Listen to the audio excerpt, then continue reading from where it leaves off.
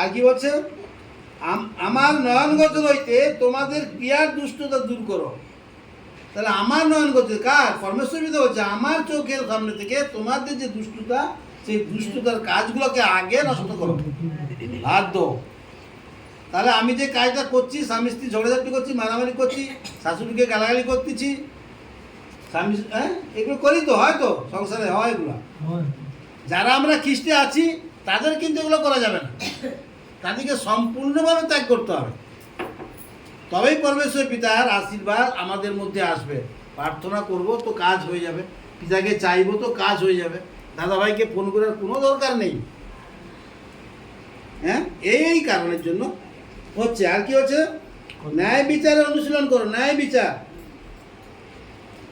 না, পদাচরণ ত্যাগ করো। মানে পদাচরণ মানে খারাপ কাজগুলোকে তোমাদেরকে ত্যাগ করতে বলছে পরমেশ্বর পিতা, যে খারাপ কাজগুলো তোমরা কোনো মধ্যে করো না।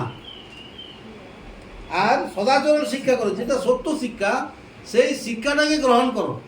কোনটা সত্য শিক্ষা? পরমেশ্বর পিতার ভবনে আজকে দিদি ভাইরা, দাদা ভাইরা, লিডাররা খুব শিক্ষা দিয়ে গেল, তার মধ্যে কোনটা সৎ শিক্ষা দিল, কোনটা ভুল শিক্ষা দিল, নিজে বিচার করো, সেই শিক্ষা অনুসারে চলো। হ্যাঁ, সেই সদাচরণ শিক্ষা। এখন বলতে গেলে এখন বলবে দিদি ভাই এটা বলে, তর্ক বিতর্ক অনেক ব্যাপার আসবে, কাউ কিছু বলার দরকার নেই। যেটা সত্য সেটাকে গ্রহণ করো, যেটা খারাপ সেটাকে ত্যাগ করে দাও, পরমেশ্বর তার বাক্যের সঙ্গে তুমি মিলিয়ে নাও। আর কি বলছে, উপদ্রবী লোককে শাসন করতে হচ্ছে। উপদ্রবী লোক, অনেক লোক আছে উপদ্রব করে।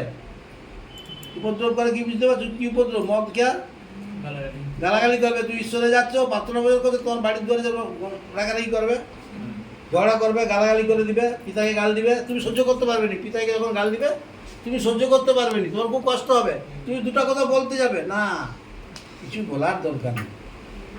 তুমি তো বলতো যে পিতাকে তোমার সাহসের আত্মা দিচ্ছে, সাহসের আত্মা পিতা দিচ্ছে, তুমি যে অনেক ভুল করে রাখছো মধ্যিখানে, অত সেটা তোমার উপরে চড়া হয়ে পড়বে আবার। অতএব ওইভাবে না,